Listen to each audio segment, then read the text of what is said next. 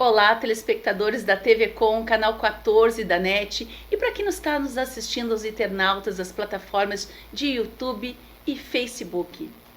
Hoje o nosso programa tem um tema muito importante que afeta milhares de pessoas pelo mundo inteiro: a nossa relação com a comida. E como lidar com a ansiedade, a compulsão, a culpa, hábitos que muitas vezes nos prejudicam. E para falar sobre esse tema, nós temos hoje no nosso programa Unidas a doutora Ana Carolina Padilha, psicóloga especialista em comportamento alimentar. Tudo bem, doutora? Tudo bem. É um prazer hoje estar aqui. Muito obrigada, Adriane, pelo convite. Estou muito feliz de verdade pelo convite. Obrigado, doutora, pela senhora ter aceitado. E para a gente começar o nosso bate-papo, o que é exatamente comportamento alimentar? Bom, o comportamento alimentar ele é um conjunto de fatores que influencia, né, toda a forma de preparo, consumo, tudo que a gente escolhe. Então, é a escolha, o consumo e a maneira como a gente come os alimentos, né? E isso, toda essa influência, né, vai muito além do que a gente come. Então, é como a gente come, onde a gente come, com quem a gente come, o que, tudo isso está relacionado ao nosso comportamento alimentar. Tá, eu vou lhe perguntar uma coisa assim, ó. A senhora falou também preparo do alimento. Então, tem uma diferença, vamos supor, dos alimentos que a gente come. Tem alimentos que a gente come que eles são crus, pré-cozidos, cozidos e fritos. Uhum. Tá? Então, esse modo também de preparo do alimento também influencia. Sim, nosso comportamento alimentar. Também influencia. Uma coisa que eu vou lhe perguntar, doutora, o que influencia exatamente na forma de como a gente come? Vamos supor, a nossa rotina, o nosso humor, o nosso emocional, que hoje a gente vive numa uma correria, um estresse, uma ansiedade, isso aí também afeta a forma da gente comer, o nosso comportamento, tudo isso afeta? Sim. O que acontece, né? Por exemplo, as nossas emoções. Em dias, né, em que estamos mais felizes, menos ansiosos, a gente tende a fazer escolhas mais conscientes. Já em dias, por exemplo, em que a gente está mais ansiosos, com tristeza, por exemplo, a gente tende a fazer escolhas que não são tão saudáveis, né? E isso se dá por uma questão, né, de que comer também é emocional. Comer não é somente uma questão biológica, né? O nosso comer também é emocional. E essa influência, né, ela está muito relacionada a diversos fatores, como a nossa cultura influencia a maneira como a gente come, o que a gente come, o ambiente em que a gente está inserido, as nossas emoções, os nossos pensamentos, outras coisas que influenciam também o nosso histórico de dietas. Então, se a gente viver uma vida baseada em dietas, isso também vai interferir na maneira como a gente come. Então, tudo isso, né, vai influenciar, sim, na nossa alimentação. Eu vou lhe fazer uma pergunta. O que levou a senhora a ser especialista? Porque a senhora é psicóloga. Geralmente a gente fala assim, a psicóloga cuida mais de partes de transtornos mentais ou emocionais. Claro, a comida, eu já entendi que ela faz parte de um transtorno emocional. A forma da gente comer, quando a gente come compulsivamente. Mas o que levou, a senhora tem alguma coisa, algum histórico que levou assim, não, eu vou me formar e vou ser especialista em comportamento alimentar. O que levou a senhora a ser especialista em comportamento alimentar? Teve alguma coisa assim que lhe motivou ou a senhora disse assim, não, eu vou fazer uma especialização diferente? Tem alguma coisa que lhe motivou a... Na verdade, assim, em relação à minha especialização, né, quando eu me formei na faculdade, eu sabia que eu queria fazer uma pós-graduação, né, me especializar em alguma coisa. Eu não sabia em primeiro momento em quê, né, e aí eu tenho uma amiga, né, também colega de profissão, né, que ela tem essa especialização, né, em comportamento alimentar. E aí eu falei com ela, né, eu tô pensando em fazer uma pós-graduação, mas eu não sei em quê, né, no que eu poderia me especializar. E aí ela me falou dessa área, que também é a área que ela trabalha, e ela me recomendou, né, essa especialização. E aí foi o meu primeiro contato, na verdade, com essa especialização, né. Então a minha decisão foi através de uma indicação mesmo, Sim. né. Mas, né, a questão da minha relação com a comida, depois, né, conforme eu fui estudando e dentro da pós-graduação, eu fui vendo, né, o quanto eu também, né, também já tive as minhas questões emocionais com a alimentação, né? Quanto a gente vai se identificando, o quanto a gente também tem comer emocional. Então, várias coisas eu fui aprendendo sobre mim, sobre a minha relação com a comida dentro da minha especialização. Que é uma especialização muito importante. Eu confesso, senhora, que eu não tinha esse conhecimento dessa especialização. E eu achei, assim, fantástico a gente ter um profissional que cuide da nossa alimentação, e que não é que cuide, que nos ajude além de estar ali cuidando das nossas emoções, também ajude a gente conseguir a se alimentar com mais, assim, com mais equilíbrio, né? O nosso ritmo acelerado, ele tem o poder de bagunçar a nossa alimentação, como o estresse, a ansiedade e outros fatores emocionais. O que interfere na relação com a comida, esses fatores? O estresse, o cansaço, essa nossa rotina diária, essa loucura, o que ela interfere diretamente na nossa alimentação?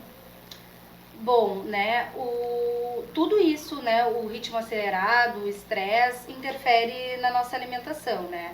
E tem uma coisa, né, que o estresse, né, ele acaba aumentando, né, o nosso nível de cortisol, né, que é o hormônio do estresse, né?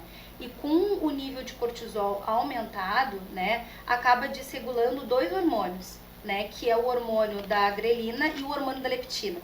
Esses dois hormônios, né, a grelina é o nosso hormônio da fome, a leptina é o nosso hormônio da saciedade. Com a desregulação desses dois hormônios, a gente acaba fazendo ali escolhas alimentares, né, não tão saudáveis, né. E também, né, tem uma questão também, é que quando a gente está cansado, a gente tende a também ter fazer escolhas mais impulsivas, né.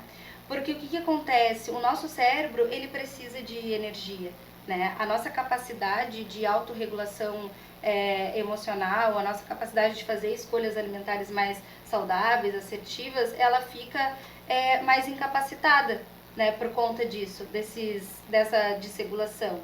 E aí a gente acaba buscando alimentos ricos em açúcar, né? Que é o que o nosso cérebro acaba precisando naquele momento.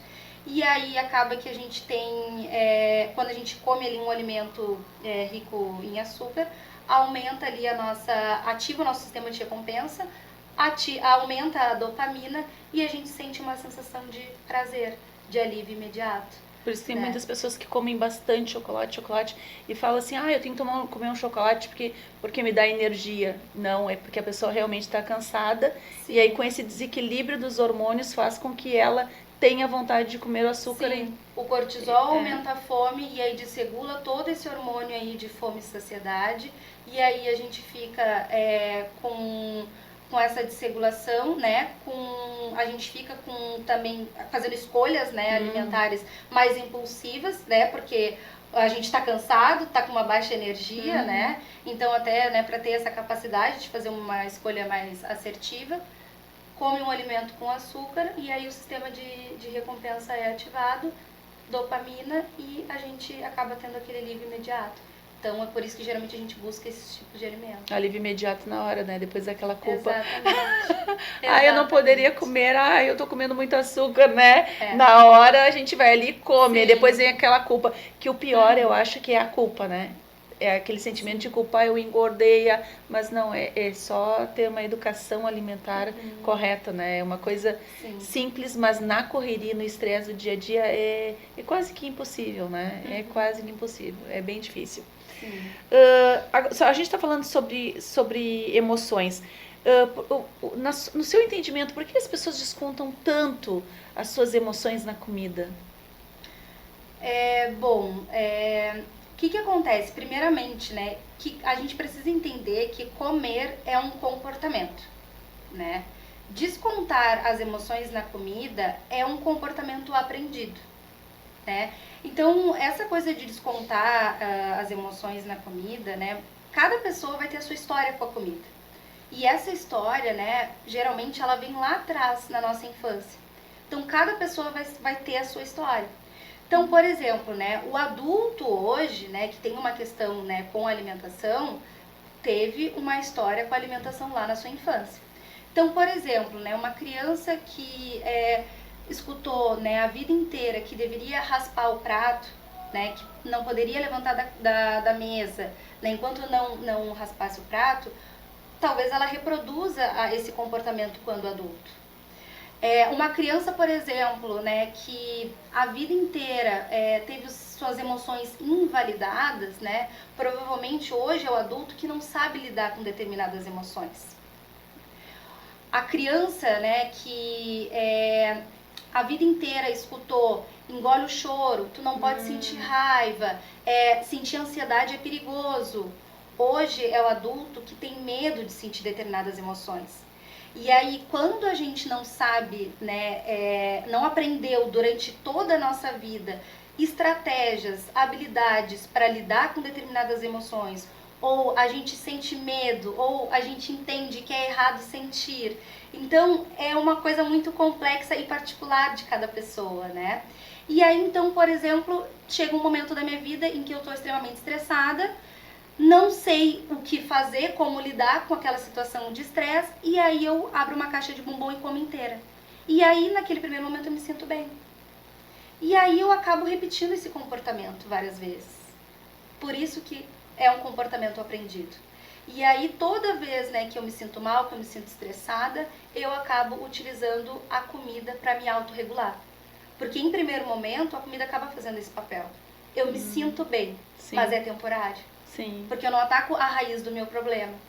Eu não olho para aquilo que está causando o meu estresse, eu não olho para a raiz do meu problema. Então, descontar as emoções na comida é um comportamento aprendido. E cada pessoa que desconta as suas emoções na comida tem uma história.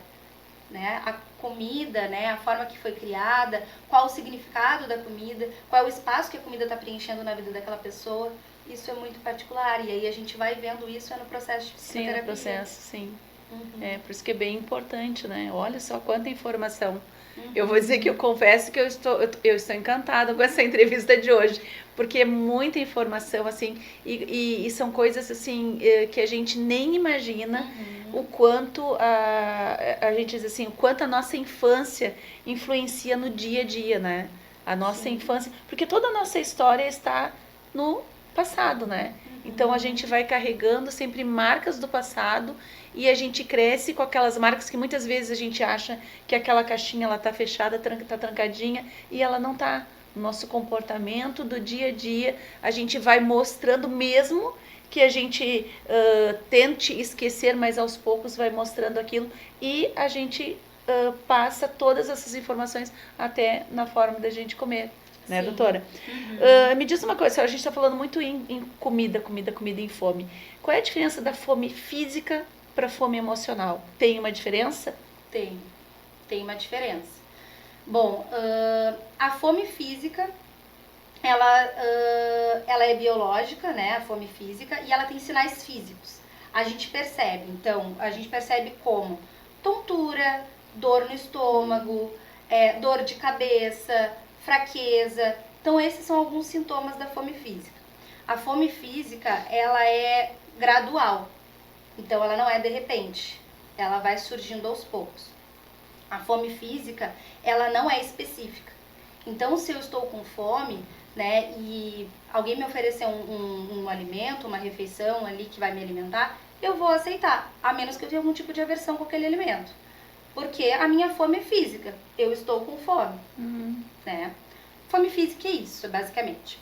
A fome emocional, ela é uma fome que surge de repente. Geralmente, né, desencadeada por emoções, né? Então, ela surge em situações em que eu estou entediada, em momentos de raiva, tristeza, ansiedade. Então, a fome emocional, ela surge, porque ela é desencadeada por emoções. Geralmente, é uma fome específica. Então, eu estou desejando um tipo de alimento específico. E, geralmente, são alimentos ricos em açúcar, gordura ou sal. Então, geralmente, é esse tipo de alimento seletistas, específico. Então, são... Sim, a fome, ela é seletiva, é fome específica. É diferente da física, da fome física, né?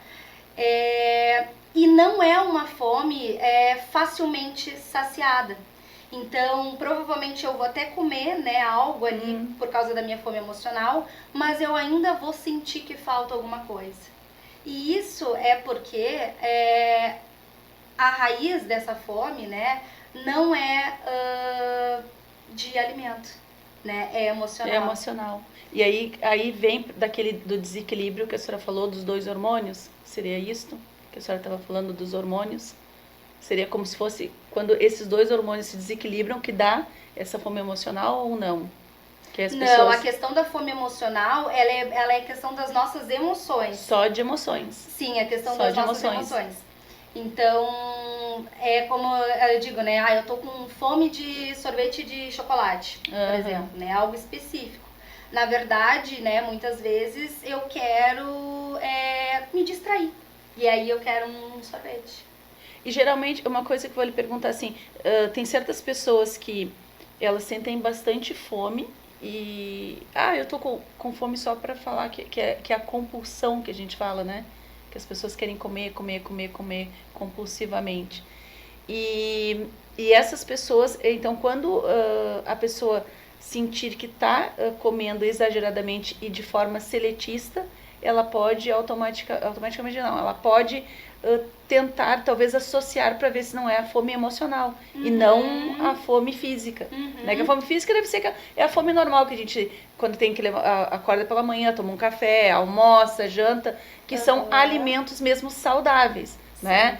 E a emocional ela já é mais rica em açúcar, a senhora falou, sal e gordura.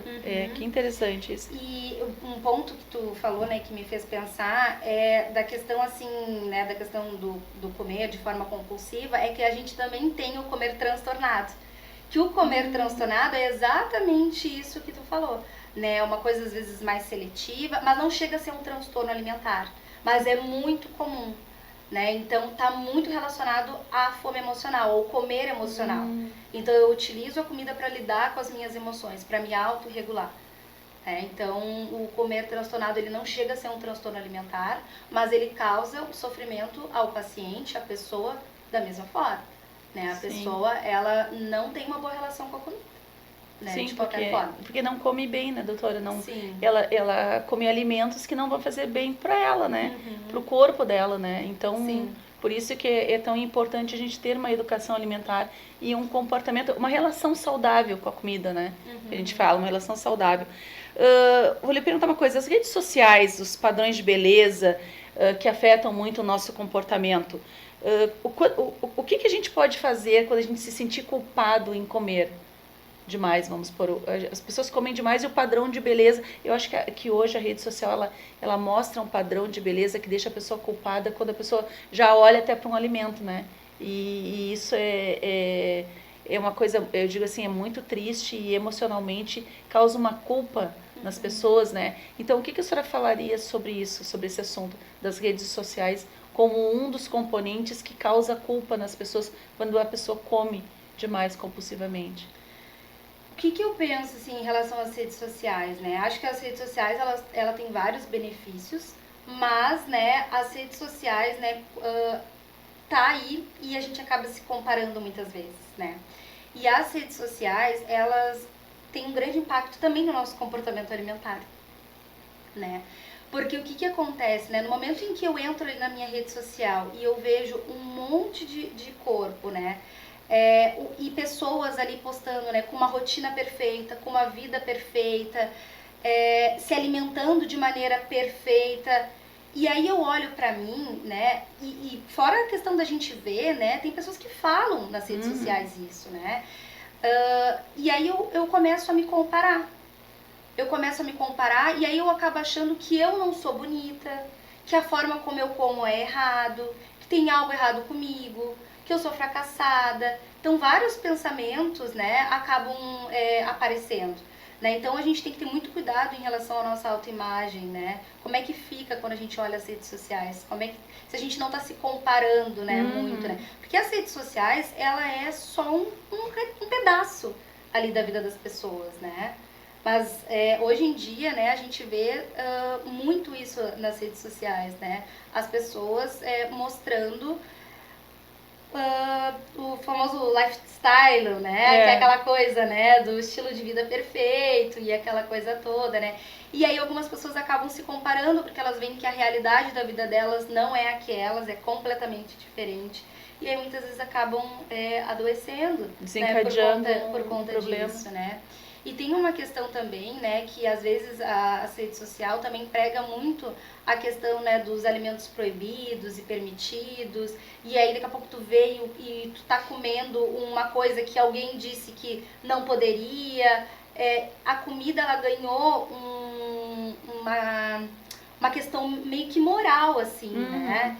Então, se tu come algo, então significa que tu é preguiçoso, que tu não quer atingir os teus objetivos. Então a gente tem que ter muito cuidado em relação a isso. Porque o que isso gera? Isso gera culpa. Né? No momento que eu não faço tudo aquilo que as outras pessoas que estão mostrando ali nas redes sociais fazem, eu acho que eu tenho um problema. Né? Que eu não tô querendo o suficiente, ou o que eu quero, né, da minha vida. E aí as pessoas acabam fazendo essas comparações e acabam levando muito para essa questão ali da moralidade mesmo. E aí a culpa, e o que é a culpa, né? A culpa é quando a gente infringe alguma regra, né? Só que essas regras, se a gente parar pra pensar, geralmente não vem da gente. São regras que a sociedade criou. Sim, padrões de beleza que a sociedade impôs, e nem todo mundo tem o padrão de beleza. Como eu falo assim, nem todo mundo nasce magra, loira e de olho azul. Não é? Então a gente tem que viver bem, se alimentar bem, não importa se é gordo, se é magro, mas ter uma boa alimentação, né? Porque o padrão biológico, cada um tem o seu, o padrão que a gente diz como é que é estrutural, cada um tem o seu, tem pessoas que são bem magras, tem outras que são mais cheinhas, né? E a rede social hoje, ela tem um padrão de beleza que está atrapalhando muita gente emocionalmente, principalmente as mulheres, né? As mulheres, elas têm que cuidar muito isso, né? Porque as mulheres, elas querem ficar perfeitas e fazem coisas, comem mal, às vezes não comem, né? Depois a gente vai falar de transtornos, né, alimentares, que são transtornos bem difíceis, né? E bem prejudiciais à saúde, né, doutora? A gente vê pessoas assim que perdem até a vida por fazer aquelas dietas mirabolantes e às vezes até por tomarem medicações, né, sem uma prescrição, uma orientação médica, e depois podem chegar até a óbito, né? Doutora, a gente estava falando sobre padrão de beleza e tudo mais, e agora a gente tem uma pergunta muito boa de autoestima, né? Se a autoestima ela influencia as escolhas alimentares, e quais os sinais que indicam que a nossa relação com a comida está se tornando prejudicial? Sim, a nossa autoestima, ela influencia nas nossas escolhas alimentares, porque o que acontece no momento que a gente se compara e se a gente se sente insuficiente, se a gente se sente incapaz, a gente acaba utilizando a comida como uma punição, como um conforto, né? Então a gente acaba utilizando a comida muitas vezes, né? Não só para se alimentar, né? Mas como uma forma de se punir, de se rejeitar, uma fuga, né? De rejeitar o próprio corpo. De se machucar mesmo, de se prejudicar, né, doutora? Sim, exatamente. De se prejudicar, né? Exatamente. Então, assim, acaba que eu não tô fazendo uma escolha alimentar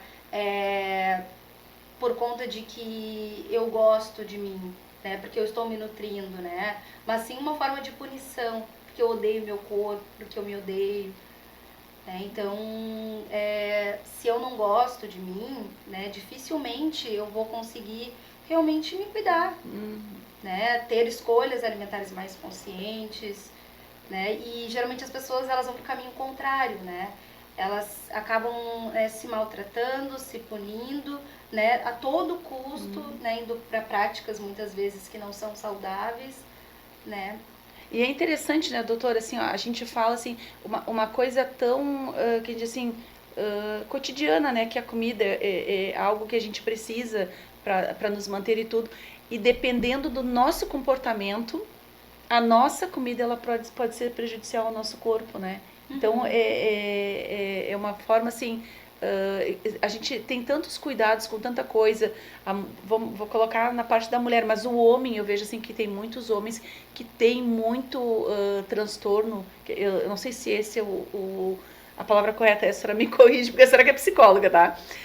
Transtorno compulsivo, tem muitos homens que comem demais, tem homens que não têm tempo o horário certo de comer, aí quando comem assim absurdamente, aí não tem aquela educação alimentar, aí tem mulheres que é o contrário, que não querem comer aquilo porque não querem engordar, aí vão e comem, como a senhora falou, tá emocionalmente afetada, vai lá, come chocolate, come gordura, come... Então, como a comida, ela é algo que ela é saudável, mas também pode ser prejudicial dependendo do nosso comportamento. Com né? certeza, pode se tornar um problema.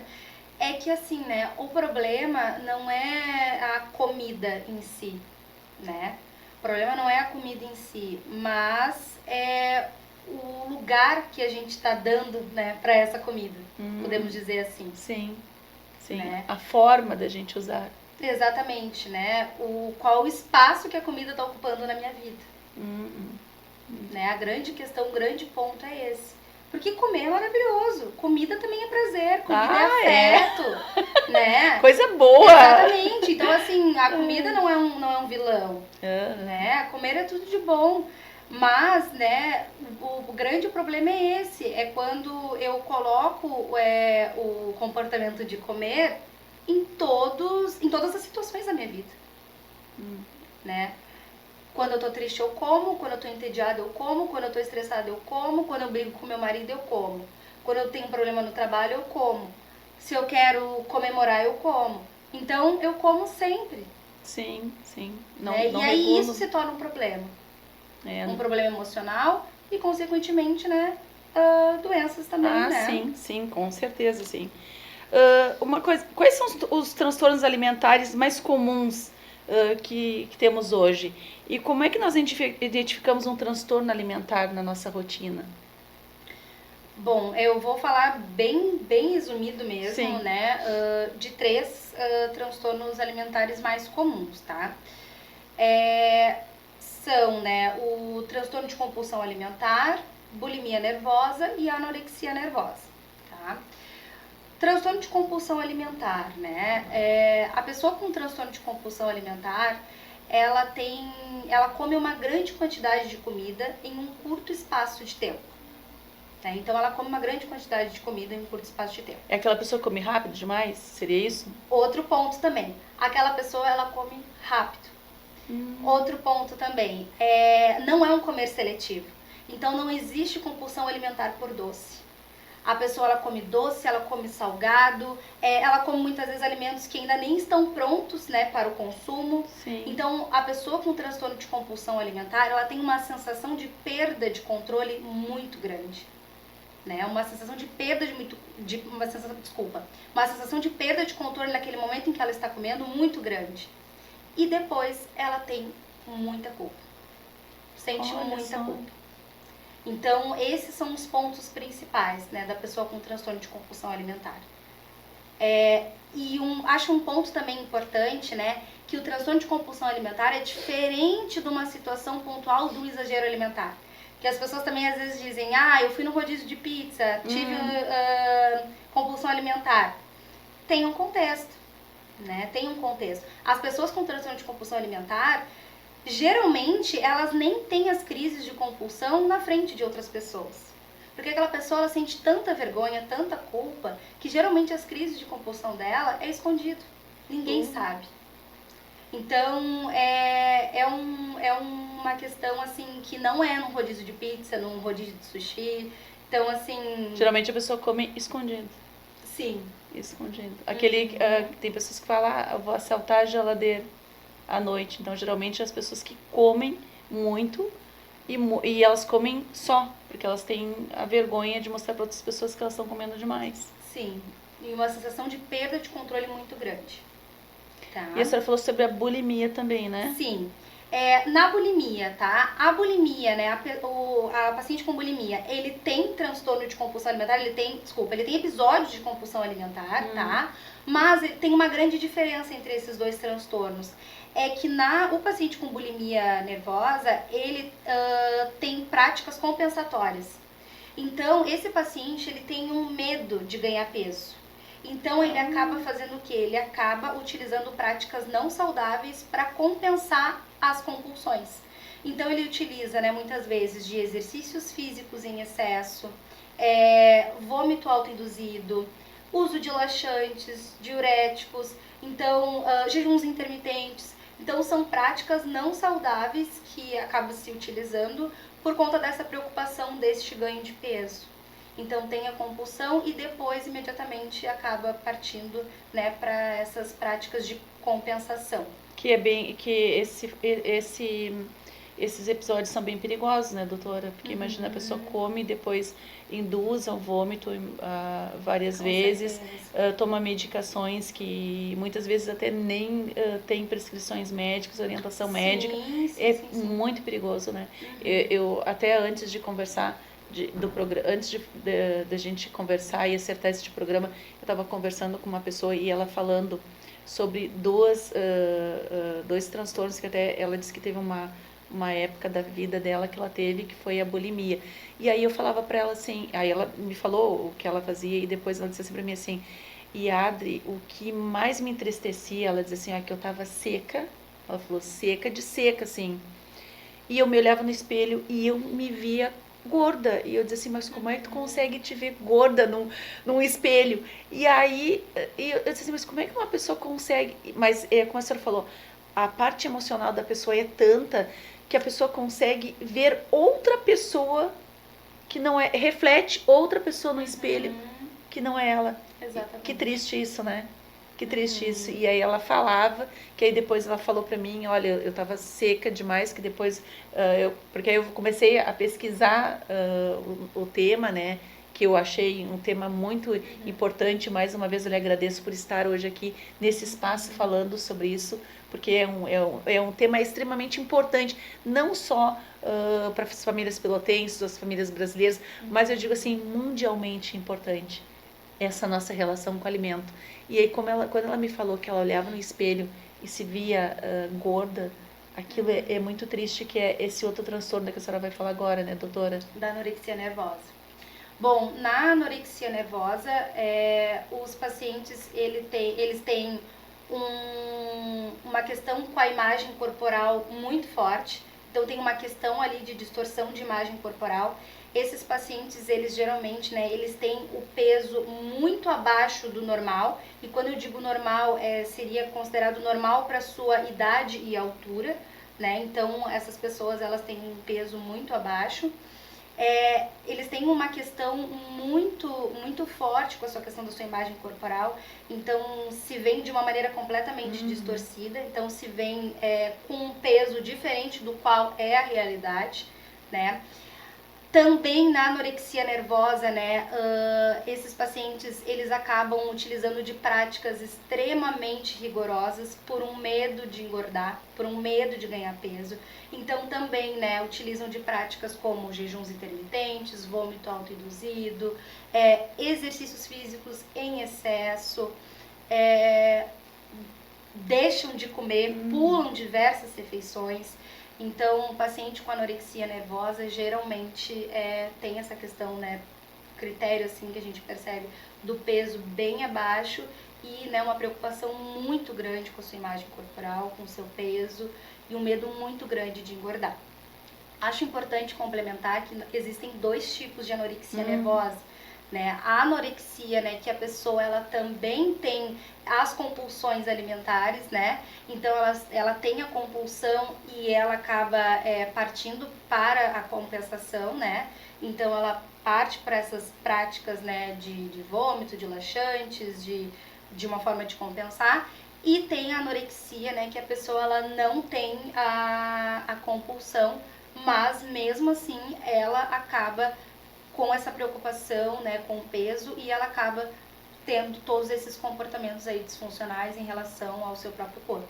Elas são parecidas, né? A bulimia com a anorexia na forma da gente falar, né? Parece que são parecidas, porque Sim. ambas têm a indução do vômito e tudo. Mas a senhora me corrija, eu tô dizendo o que eu acho, tá? Mas a senhora tem que me corrigir, porque a senhora que é especialista nisso. O que me dá a entender é que a pessoa que come compulsivamente, ela não se importa se ela vai engordar ou emagrecer.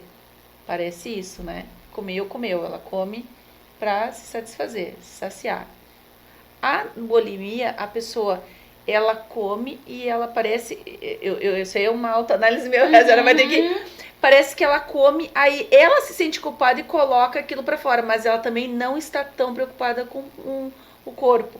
O que parece que o que mais se liga, se interliga com a parte do corpo, da aparência, é a anorexia, é isso?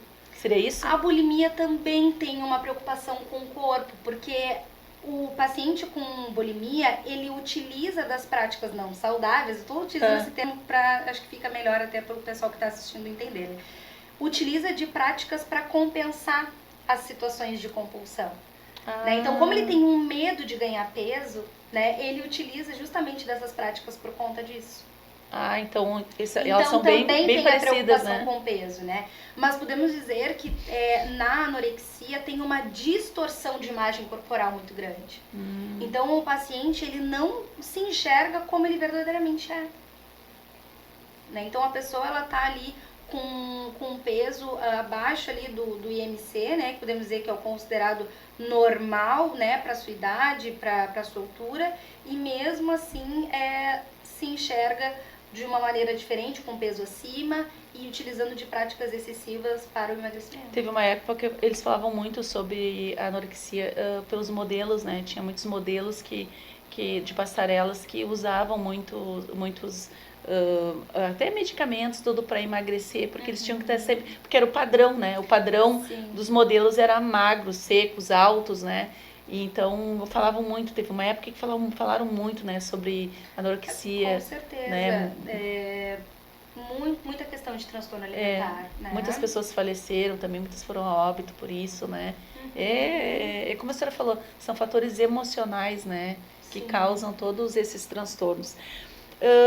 Qual é o momento correto, doutora, que a pessoa pode dizer assim, não, agora eu necessito de uma ajuda profissional? Tem aquele momento correto que a gente olha e diz assim, não, eu tenho que procurar um profissional na área, porque isso não está sendo bom para mim.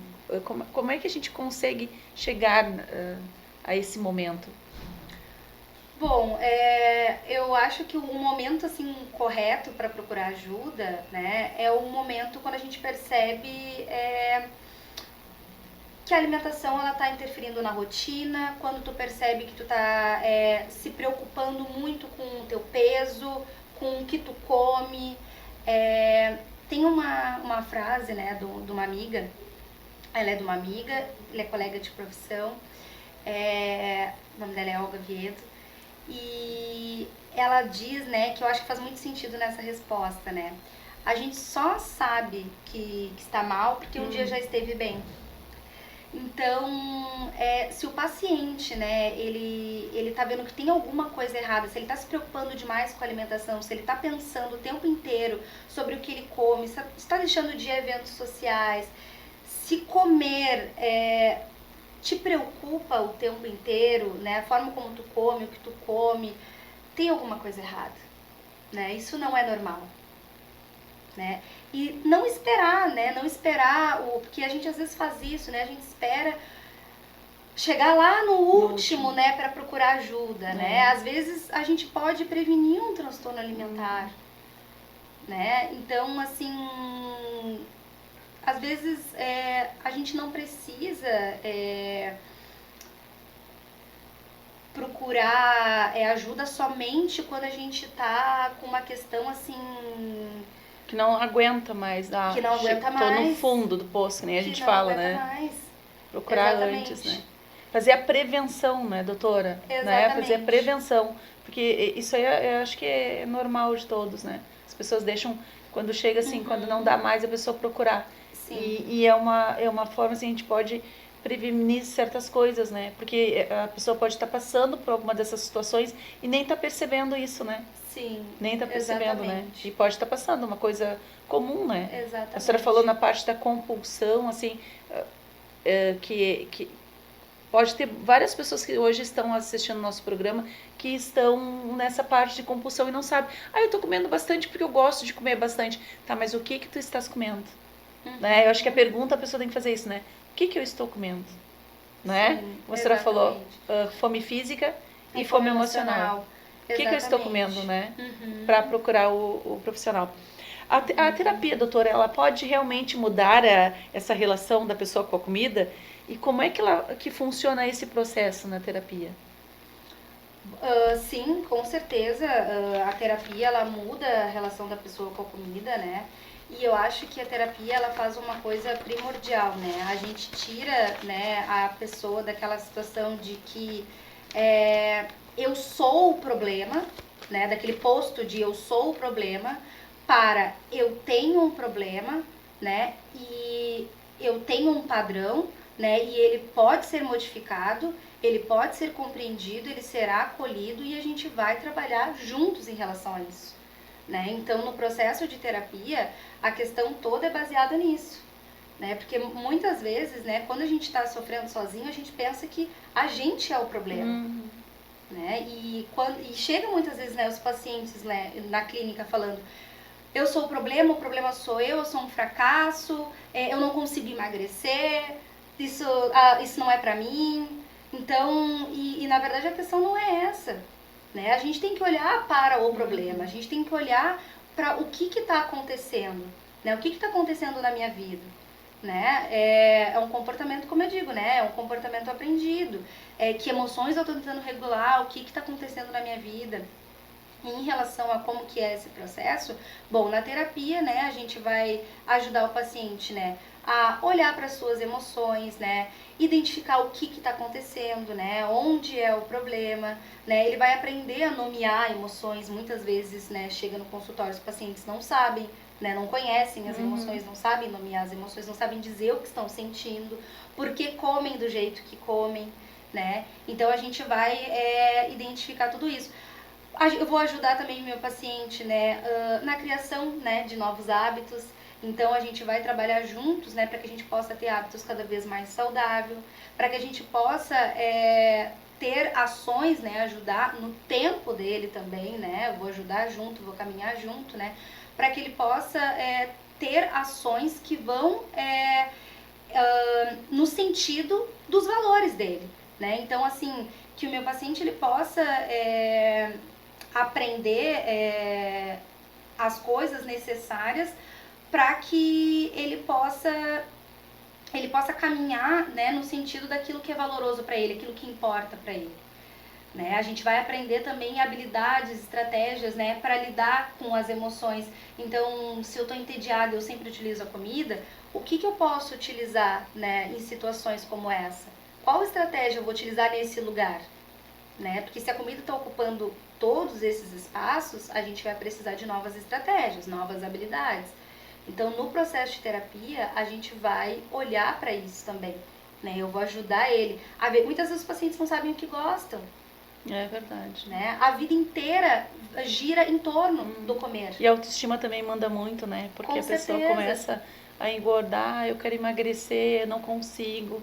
Então é uma ajuda profissional muito necessária, né? Sim, não é pra mim, dieta não é pra mim, cuidar da saúde não é pra mim, eu já tentei de tudo, eu desisto, né? Então, tudo isso, né, eu vou entender a história de cada um, né? E juntos a gente vai caminhando, né, pra uma vida que realmente vale a pena. Como a senhora falou, é um ajuste. E às vezes uma palavra, né? Dependendo da situação que a pessoa tá, no nível emocional, às vezes uma palavra já faz uma diferença. E imagina um profissional ali do lado ajudando, né? Porque geralmente as pessoas quando chegam num consultório, e a doutora ela é psicóloga e especialista em comportamento alimentar. Então imagina, ela trata as emoções, os alimentos e a relação das pessoas com os alimentos. Então os comportamentos, né? Vou dizer assim, ó, uma especialização muito importante para todos nós, é para todos, independente do gênero. Eu vou lhe perguntar uma coisa que eu achei bem interessante, aí assim, vou perguntar para a doutora. O que é Mindful Eating, é isso? Mindful Eating. Mindful Eating. Eating. É uma palavra em inglês, eu também Mindful não sou Eating. boa nisso. O que significa essa Também não... eu assim, ó, tá. E como é que a gente pode aplicar ela no dia a dia? O que ela nos ajuda? O que significa? Tá. Como é que é? Mindful Eating. Mindful Eating. Eu falo assim, né? Não sei se exatamente. Depois eu já falei Mindful Eating. Eu falo assim, Mindful Eating. Bom, o Mindful Eating, né, ele é uma abordagem, tá, baseada em evidências. Ele vem do conceito mindfulness, né, que é um outro conceito, né, que é atenção plena. O que acontece? E o Mindful Eating vem de comer consciente, né, estar atento. Então, essa abordagem, né, na prática, né, o que ela nos ajuda, né? É estar atento, né, comendo com consciência, atenção, curiosidade e sem julgamento. O que acontece, né? Hoje em dia, a gente vive uma vida caótica, corrida, né? A gente não tem mais atenção, né, ao momento da nossa refeição. Então, a gente come de maneira muito desatenta. Né? Então, essa prática, ela vem aí para nos ajudar para que no momento da tua refeição, tu esteja completamente atento aos sinais do teu corpo, às tuas emoções. Então, o que tu tá sentindo quando tu tá comendo esse alimento? O que tá passando pela tua cabeça? Qual é o cheiro que ele tem? Qual é o gosto? Qual é a textura? Então, aroma, textura... cheiro, sabor, aroma, textura, toda essa... prestar atenção, né, no alimento, né? É estar 100% ali. Aí fiquei até culpada agora. Fiquei até culpada, porque às vezes a gente vai lá, toma um café, pega o café, pega a xícara e já sai correndo e pega o pão. Eu fiquei até culpada agora. Agora eu vou prestar atenção no alimento. Vou começar a prestar atenção quando eu vou fazer a refeição. E não é somente no alimento que a gente precisa prestar atenção. A gente precisa prestar atenção em como o nosso corpo se sente no momento da refeição. Porque quantas vezes a gente come um alimento e a gente se sente mal, mas a gente segue comendo aquele alimento. Né? Então, assim, é tu estar 100% presente, só que assim, é sem julgar. Né? Então, assim, é tu ser curioso. Né? Eu tô ali, né, pronto para explorar, ver como que vai ser esse alimento. Então, no momento que eu tô botando aquele alimento, né, na minha boca, eu tô prestando atenção no gosto, no cheiro, na textura, no sabor, né? Até o momento que aquele alimento ele chega até no meu estômago e eu tô vendo como é que eu tô me sentindo a cada mordida. Então, assim, é a gente estar prestando atenção, né, naquele momento da refeição, né? É uma abordagem muito interessante, né, muito legal. Ela nos traz para o momento presente, né? E é uma coisa prática que a gente consegue... A gente precisa praticar, é claro, né? Mas que a gente consegue fazer não só com a alimentação, mas em outras tarefas do nosso dia a dia, na nossa vida, né? Que é estar ali, fazendo aquilo ali, né? Prestando atenção naquilo, né? 100% ali, né? E isso é muito interessante pra gente também prestar atenção nos nossos sinais de fome e saciedade. Tem pessoas que estão comendo e estão com o celular e estão comendo. Eu vejo muito, doutora, sabe? E até depois eu quero que a senhora até dê se a senhora quer aproveitar e até aconselhar os pais, porque eu vejo uns erros assim nos restaurantes quando eu vou.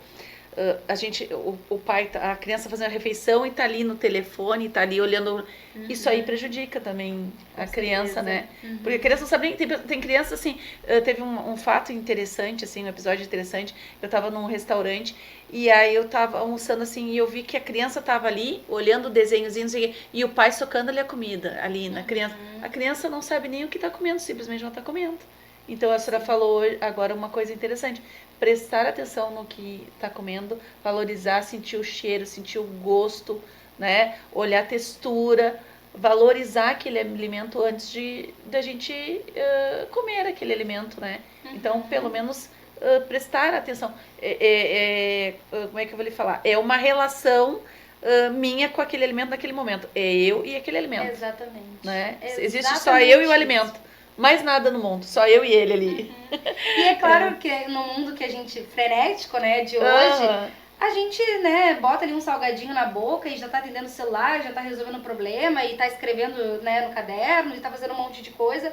E aí a gente perde, né, muitas vezes essas coisas que são importantes, né? E o que acontece? Não prestar atenção, né, é um fator de risco para exagero alimentar. É porque quando a gente não presta atenção, a gente tende a comer mais. É verdade. A senhora falou uma coisa que é verdade mesmo.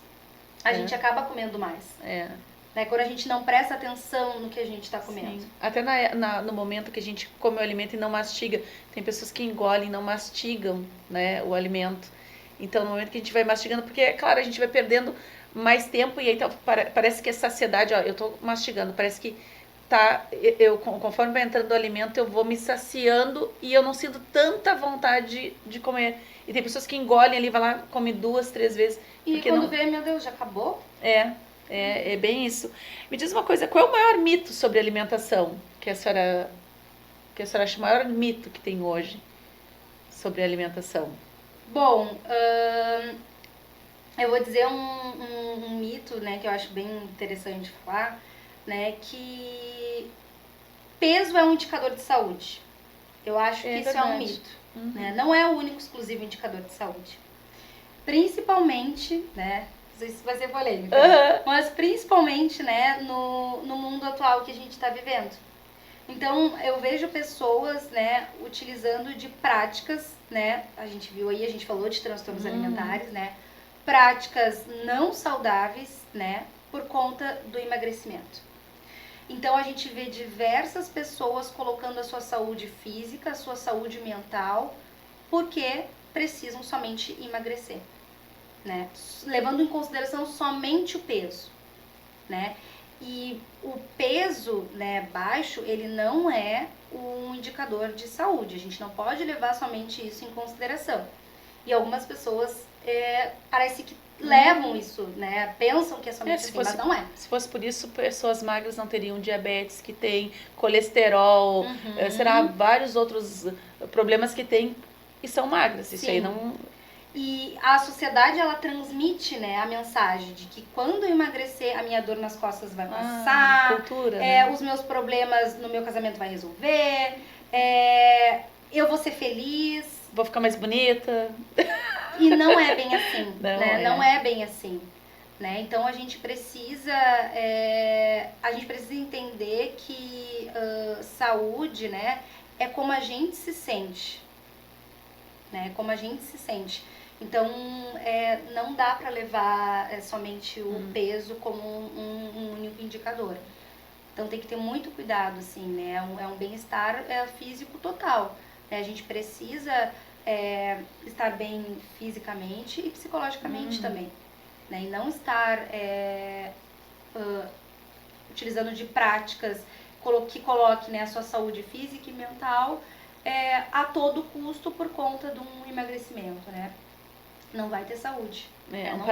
Um padrão de beleza que colocaram como se fosse o padrão normal, o único, né? Como se fosse o único padrão. E não é, né?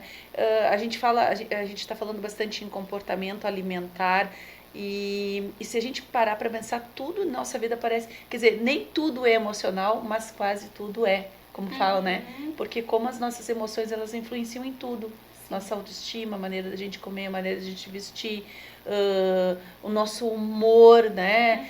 Eu tenho uma frase que eu adoro falar, eu falo muito, que eu digo assim, pessoas felizes não incomodam os outros. Eu falo, é uma coisa assim que eu falo muito, pessoas felizes não incomodam os outros. E eu digo assim, eu quero que todas as pessoas fiquem felizes, porque aí não me incomodam. Eu falo muito assim, porque parece, o estado emocional da gente, ele afeta muito, né, doutora? Sim. Muito, né? Uma dica simples para quem quer melhorar a sua relação com a comida. Uma coisa simples. Vamos usar o Mindful. Como é que é? Mindful Eating. Eu chamo assim, né? Eu não digo Mindful. Depois o pessoal vai falar um monte, vai dizer que o nome da apresentadora é Mindful. Vou lhe dizer. Ei, doutora, me diz uma dica simples, assim, para quem quer começar. Alimente-se de outras energias. Olha. Né? Uma dica simples. tirar o foco, né, um pouco do o que comer, o que não comer. Né? Às vezes o que a gente precisa é incluir ali uma coisa prazerosa na nossa rotina. Né? Às vezes a gente não tem um hobby, a gente não tem uma atividade prazerosa na nossa vida, a gente não tem um momento de autocuidado. Né? Quando foi a última vez que tu fez uma massagem? Quando foi a última vez, né, que tu passou um hidratante no teu corpo? Né? Quando foi a última vez que tu te olhou no espelho, né, e realmente disse, meu Deus, eu gosto do que eu vejo? Então, alimente-se de outras energias, tire um pouco o foco do que comer e não comer, né? E foca um pouquinho, né, em outras coisas, em outras práticas de autocuidado, em outras formas de se cuidar. Se gostar, né, doutora? De se gostar. Se gostar, né? Assim, ó, se alimenta te alimenta de vida para te viver melhor, né? Seria isso, né? Te alimenta da tua vida, né? Porque às vezes, como a senhora falou, começou as energias. Gente, não tem coisa melhor, né? A energia, a gente se sentir feliz com a gente mesmo, né? Sim. Não precisa, às vezes, a gente deposita muito a nossa felicidade no outro. Eu preciso do outro para ser feliz. Não. Sim. A gente pode ser feliz, entendeu? Com a gente mesmo, porque nós somos seres únicos. A gente não nasce grudado no outro. A gente precisa ser feliz com a gente, conosco, né? Essa entrevista tá muito interessante, mas tá muito boa, eu tô adorando. Mas pena que tá acabando, né? Para quem quer começar uma relação saudável com a comida, por onde ela começa? Qual é a ajuda que ela precisa primeiro? Um nutricionista, um psicólogo, um endocrinologista ou independe do profissional? Pode usar todos ou tem alguma, vamos supor, como é que a gente podia falar? Uma ordem de quem ela começa primeiro? Bom, cada trabalho é um trabalho, né? E eu digo assim que os trabalhos, eles se complementam. Né? Quando a gente trabalha com questões alimentares, geralmente é uma questão multidisciplinar. Né? Então, o trabalho é com nutricionista, é com psicólogo, né? Se for necessário, também entra o psiquiatra. Entra o psiquiatra. Sim, também. Sim, pode ter o endocrinologista. Então, o trabalho ele é multidisciplinar, né? Cada profissional vai ter o seu papel e vai fazer o seu trabalho ali com educadores físicos, fisioterapeutas. Então, são outros profissionais que agora também, né? Falando, né? Que são essenciais, né? Também num trabalho, né? Então, assim, não tem uma ordem, né? Nem uma regra, né? Mas o que eu digo é isso, o trabalho, ele é multidisciplinar.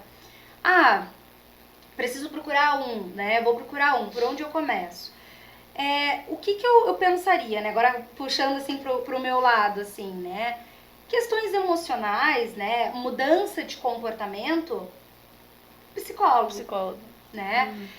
Educação nutricional, nutricionista. Né? Porque eu não vou prescrever dietas, eu não vou conseguir falar sobre a alimentação, assim, né? Então, porque daqui a pouco, dependendo do paciente que vai vir para mim, ele muitas vezes não sabe coisas que a gente poderia dizer básicas da nutrição, né? Então, a questão, né, de proteínas, de legumes, verduras, carboidratos. Então, são coisas, né, que ele vai precisar também de um acompanhamento nutricional, até para poder fazer essa educação. Sim, coisa que a gente sabe que deveria acontecer, né, num mundo perfeito, né, lá atrás, né? Mas a maioria das pessoas não teve, né? A gente não teve, né, a educação nutricional. E algumas não têm nem condições acesso, financeiras, não têm nem acesso para isso, né? Então, assim, educação nutricional, né? E outras coisas, né? Que ia com o nutricionista, né? Sim. Mas a questão, né, das emoções, mudança de comportamento, né? A parte comportamental é com o psicólogo. A parte emocional é psicólogo. Exatamente. E como eu sempre digo, né? Sabendo que esse trabalho é multidisciplinar, né? E eu avaliando, né? Que eu acho bem interessante isso, né? Passar por uma avaliação. Também, né, o psicólogo ele vai fazer o encaminhamento. Eu vou encaminhar para o profissional. Então, assim, eu avaliei ali e acho que é necessário passar por uma avaliação psiquiátrica. Eu vou encaminhar com o psiquiatra, né, que trabalha comigo. Eu acho que precisa daqui a pouco um acompanhamento nutricional. Eu vou encaminhar para a nutricionista que trabalha comigo. Então é sempre bom a gente ter profissionais que trabalhem conosco e que trabalhem mais ou menos da mesma linha ali que a gente também, né? É muito bom que o paciente também tenha esse suporte, né, todo integrado. Porque é uma ajuda para que ele consiga realmente... Aprende todas as áreas da nossa vida, né? É, bem isso. Doutora, a nossa conversa, ela está muito boa, uma conversa bem leve, mas o nosso programa, ele já está no final. Ai, gente, eu já tô com saudade. Passa muito rápido, né? E é um tema tão importante, um tema muito bom. E eu gostaria que a senhora deixasse um recadinho para o pessoal.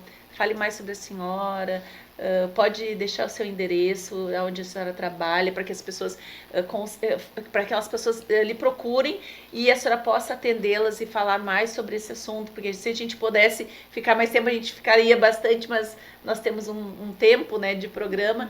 Então eu gostaria que a senhora conversasse um pouco com o pessoal e deixasse a sua mensagem. Então, pessoal, eu queria agradecer, né? Agradecer aí a disponibilidade de vocês de estarem assistindo o programa. Eu estou muito, muito, muito feliz de estar aqui hoje, né? Para mim, né? De novo, né? Foi uma honra estar aqui com a Adriane, né? Ter aceitado esse convite, falar um pouquinho sobre comportamento alimentar, que é uma área, né? Que eu estudo tanto, que eu gosto tanto, né? Para mim é gratificante demais, né, conseguir contribuir um pouquinho com vocês. Que eu queria, né, só falar assim, bem breve mesmo, que eu acho que eu já falei bastante aqui, né, por mais que eu gostaria de falar mais. Falar pra ti, né, que provavelmente agora também tá chegando o final de ano, talvez tu já tenha passado por várias dietas, né, talvez tu já tenha tentado 1, 2, 3, 4, 5 dietas, e talvez esteja passando aí pela tua cabeça que tu fracassou, que tu não tem jeito, que dieta não é pra ti, que tu não vai conseguir.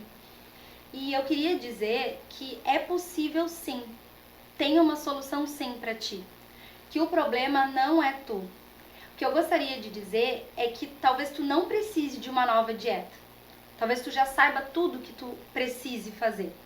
Talvez agora tu precise olhar um pouquinho pra cá, olhar um pouquinho pra dentro, olhar um pouquinho para ti, para as tuas emoções, cuidar um pouquinho de ti, ver o que está se passando, tirar um pouquinho o foco do peso, do emagrecimento e ver o que está acontecendo, olhar um pouquinho para a tua história, para o teu contexto e avaliar e ver, será mesmo que o problema sou eu? Ou será que temos um problema? E sim, podemos ter um problema, mas vamos resolver, vamos modificar, vamos trabalhar em relação a isso.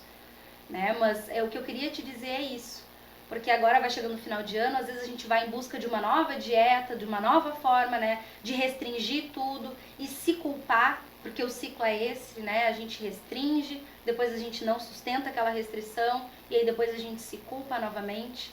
E aí eu queria te fazer um convite para tentar mais uma vez de uma forma diferente, né, que tu dessa vez tente de uma forma mais acolhedora, uma forma mais gentil contigo, com teu corpo e te dê a oportunidade de olhar para dentro. Esse é o meu convite, esse seria o meu recado.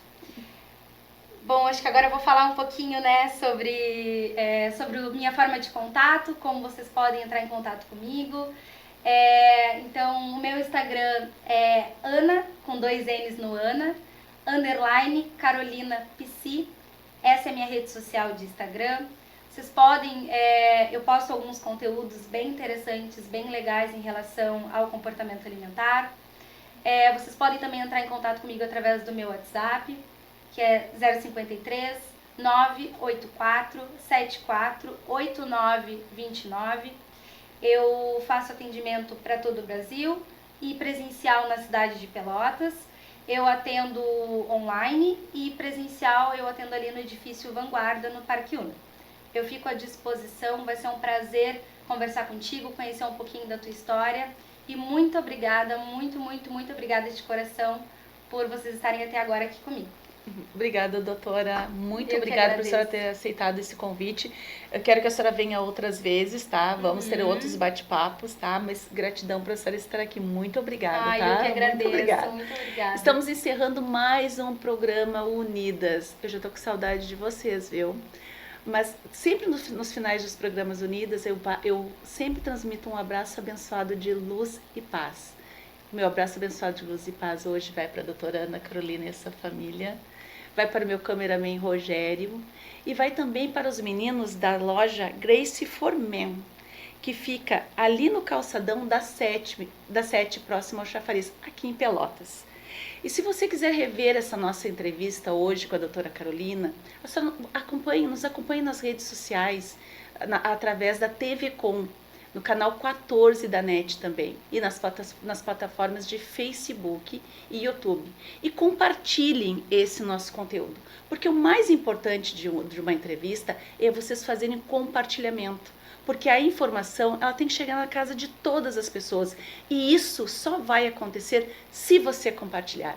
Então, eu peço para você que compartilhe o nosso conteúdo, que no próximo programa vocês estejam aqui comigo, porque eu vou estar com vocês. Gratidão a Deus por tudo e muito, muito obrigado pela atenção de vocês. Um abraço de luz e paz para você, telespectador, que ficou comigo até agora. Tchau.